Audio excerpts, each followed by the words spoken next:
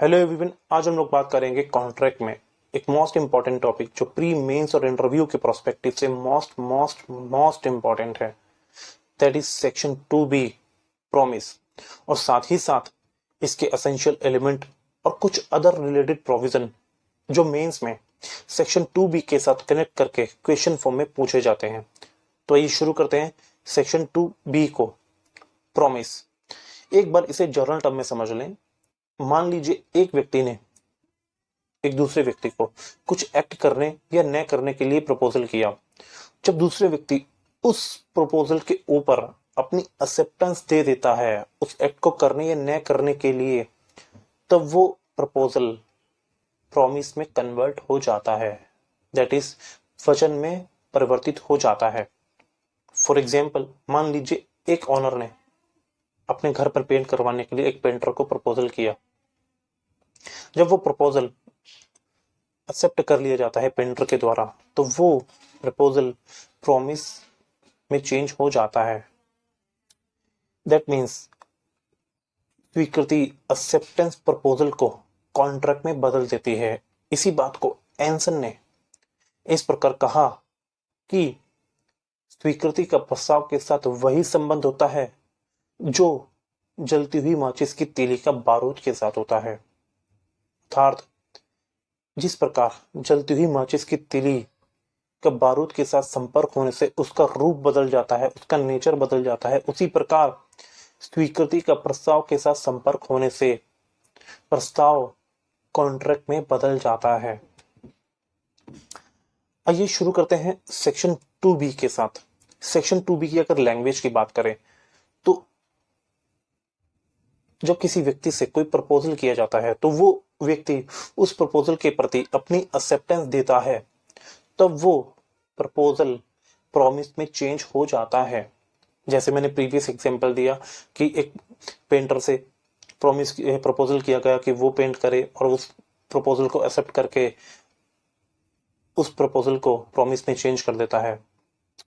अब बात करते हैं what are the essential element for the promise, that means acceptance के लिए क्या क्या कंडीशन या एसेंशियल एलिमेंट रिक्वायर्ड हैं। पहला, it must be communicated, acceptance must be communicated. जो स्वीकृति है उसको संसूचित किया जाना आवश्यक है। मान लीजिए एक व्यक्ति ने बी को कुछ एक्ट करने के लिए कहा। वही एग्जांपल ले लेते हैं कि एक मकान मालिक ने पेंटर को पेंट करने के लिए कहा।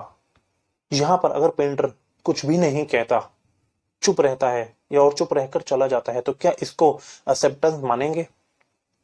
या अगर मकान मालिक उसको प्रपोजल करते टाइम ये बोल दे कि अगर आप कोई भी आंसर नहीं करेंगे या चुप रहेंगे तो मैं इसको एक्सेप्टेंस मान लूंगा, तो क्या उसका चुप रहना एक्सेप्टेंस की डेफिनेशन में आएगा? नहीं आएगा। और इसी के फर्दरेंस में एक बहुत ही लैंडमार्क जजमेंट आया, दैट इज फेल्टहाउस वर्सेस बेंटले का केस। इस केस में यही कहा कि मात्र चुप रहना स्वीकृति नहीं है, और न्यायालय ने यह भी कहा कि अगर प्रस्ताव यह शर्त लगा देता है कि अगर उसके प्रस्ताव के फर्दरेंस में अगर एक्सेप्टर चुप रहता है, कुछ भी नहीं कहता, तो वो उस प्रस्ताव को एक्सेप्टेड मान लेगा, तो ये भी स्वीकृति की डेफिनेशन में नहीं आएगा। अब बात करते हैं इसके दूसरे एसेंशियल एलिमेंट के बारे में, दैट इज स्वीकृति उसी व्यक्ति द्वारा संसूचित की जानी चाहिए जो उसके लिए प्राधिकार है, जो उसके लिए ऑथराइज है। That means it must be communicated by the person who is authorized to giving the acceptance. That means acceptance उसी व्यक्ति द्वारा दी जानी चाहिए जिससे प्रपोजल किया गया है, न कि किसी थर्ड पर्सन द्वारा। यहाँ पर उसी केस में अगर मकान मालिक ने उस पेंटर को कहा पेंट करने के लिए, और अगर वो पेंटर एक्सेप्टेंस ना देकर कोई थर्ड पर्सन एक्सेप्टेंस दे देता है, तो क्या यहाँ पर यह माना जाएगा कि उस पेंटर ने एक्सेप्टेंस दे दी है? नहीं। इसी बात को एक बहुत ही landmark judgment, that is Powell versus Lee के केस में हेल्ड किया। इस केस के एक बार मैं फैक्ट बता देता हूं कि क्या हुआ था इस केस में। इस केस में प्लेंटिव जो था उससे सिलेक्शन बोर्ड ने एक स्कूल के हेडमास्टर के लिए सिलेक्ट कर लिया था, लेकिन सिलेक्शन बोर्ड ने उसे अभी कम्युनिकेट नहीं किया था। लेकिन उसी सिलेक्शन बोर्ड के एक मेंबर ने उसे पर्सनली जाकर, याद रखिएगा, पर्सनली जाकर उस बात की सूचना दे दी कि आप सिलेक्ट कर लिए गए हैं। लेकिन उसके अगले दिन सिलेक्शन बोर्ड ने उसकी सिलेक्शन को कैंसिल कर दिया। वादी प्लेंटिव कॉन्ट्रैक्ट ब्रीच के लिए सूट फाइल करता है। यहां पर कोर्ट ने यह डिक्लेयर किया कि अभी तक सिलेक्शन बोर्ड ने उसे कोई भी एक्सेप्टेंस की कम्युनिकेशन नहीं दी थी। दैट मीन्स यहां पर कोई भी कॉन्ट्रैक्ट नहीं हुआ था, और अगर कोई थर्ड पर्सन उसकी कम्युनिकेशन दे देता है तो ये एक्सेप्टेंस की डेफिनेशन में नहीं आएगा, क्योंकि एक्सेप्टेंस जो देनी चाहिए वो उसी व्यक्ति द्वारा दी जानी चाहिए जो उसके लिए ऑथराइज है।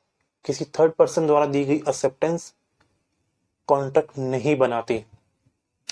जैसा कि हमारे सेक्शन 3 भी यही बोलता है कि एक्सेप्टेंस पक्षकारों के दो पार्टीज, यहां पार्टीज कौन थी, वो प्लेंटिव था जो सिलेक्ट हुआ, और दूसरी पार्टी कौन थी, जिन्होंने सिलेक्ट किया, न कि वो मेंबर।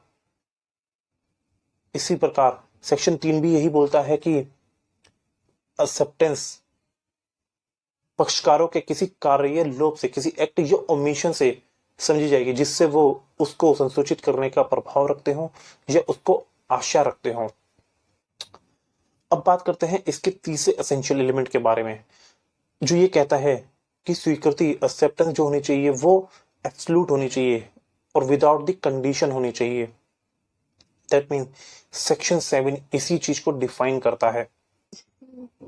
सेक्शन 7 ये बोलता है कि प्रस्ताव को वचन में संपरिवर्तित करने के लिए, कन्वर्ट करने के लिए जो एक्सेप्टेंस होनी चाहिए वो एब्सोल्यूट और क्वालिफाइड होनी चाहिए।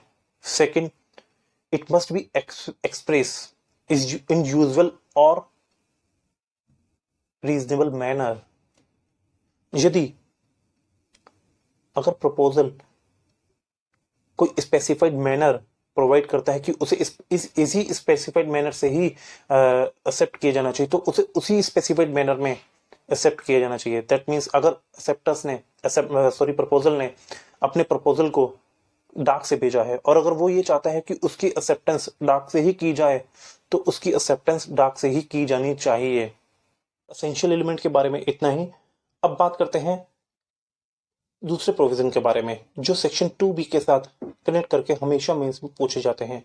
दैट इज कि एक्सेप्टेंस का कंप्लीशन कब होता है। इसके बारे में सेक्शन 4 क्लियरली डिफाइन करता है। सेक्शन 4 दो बातों को डिफाइन करता है। पहली कि प्रस्तावक के विरुद्ध कब पूर्ण होती है, दूसरा प्रतिग्रहिता के विरुद्ध, प्रपोजर के अगेंस्ट में और एक्सेप्टर के अगेंस्ट में कब कंप्लीशन होता है। प्रपोजर के अगेंस्ट में कब कंप्लीशन होती है, जब वो प्रतिग्रहिता एक्सेप्टर के शक्ति से बाहर हो जाती है, एक्सेप्टर की कंट्रोल से बाहर हो जाती है। फॉर एग्जाम्पल, मान लीजिए ए ने बी को एक लेटर भेजा, प्रपोजल किया कि आप ये काम करेंगे। बी ने उसकी एक्सेप्टेंस देते हुए जैसे ही लेटर को लेटर बॉक्स में डाला, दैट मीन्स लेटर को डालते ही वो लेटर उसकी शक्ति से बाहर हो गया। अब वो चाहे तो भी उस लेटर को बाहर नहीं निकाल सकता। दैट मीन्स उसकी एक्सेप्टेंस जैसे ही उस लेटर में डाली गई वो प्रपोजल के अगेंस्ट में कंप्लीट हो गई।